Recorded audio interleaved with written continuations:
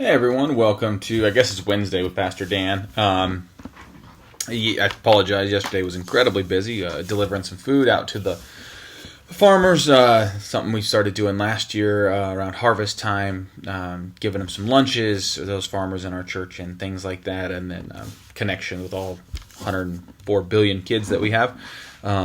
It's 58, but sometimes it feels like a lot more. And then doing some homebound communion and stuff. So didn't get a chance to sit down in front of the computer, but here I am now. And I wanted to, I picked up our daily bread, which you can get one of these at the church here at the office. If you want, they come in large print version too. And they are a great little just kind of daily blurb, just a little uplift or a little challenge. And today started with the scripture. It's from 1 Thessalonians chapter 5, verses 11 through 25, the whole, but specifically verse 15. Always strive to do what is good for each other and for everyone else. You all know that I'm a big sports fan, especially football. I played football, and I enjoy team sports. Especially team sports. Now, I enjoy track and field, which is individual, but team sports have a level of involvement and trust and reliance on another person that other ones don't. And so, when we think about team sports, we think about helping each other out. And in that, we have to ask, how do we do that? Whether it's basketball, whether it's football, whether it's hockey, soccer, whatever it is, those involve relying on another person. And that person then is relying on you. In high school, we were always told to do our job. And the key example is if you're playing football and you're on defense, which is what I played defensive tackle, say the triple option. There's three options for the quarterback can hand it off, run, or pitch it. As an interior defensive lineman, my job was the fullback. Not anyone else. Don't go after quarterback. Don't go after the pitch man. Just the fullback. Focus on that option of it. And that was my job. Or to take a double team. Or, I had my job. And I needed to worry about doing my job. And then the person next to me could do their job. That defensive end would take the quarterback.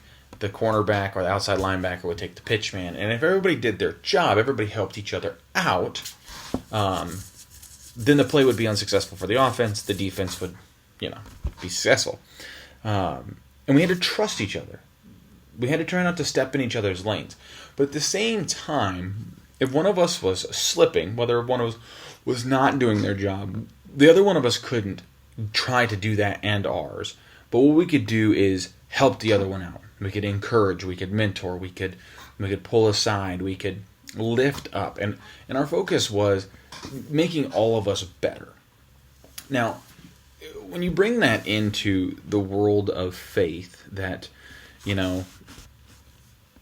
before we can go about helping everyone else out, we have to do our own jobs. We have to deal with ourselves. We have to do our controllables. We have to worry about our prayer life and our work. And when that work's done, then we help each other out. Then we really live into that. Strive to do what is good for everyone, for each other and everyone else. If you are not rested, if you are not well, Scripture says, love your neighbor as yourself. If we as ourselves aren't healthy and good, we're not good for anybody else. So, To do what 1 Thessalonians says, we first have to do our own job. Take care of ourselves. Deal with our controllables. Physical health, mental health, spiritual health. We have to handle that stuff. But then it's that stepping out into what I got to do yesterday. And I shouldn't say I had to do it, or what I got to do yesterday.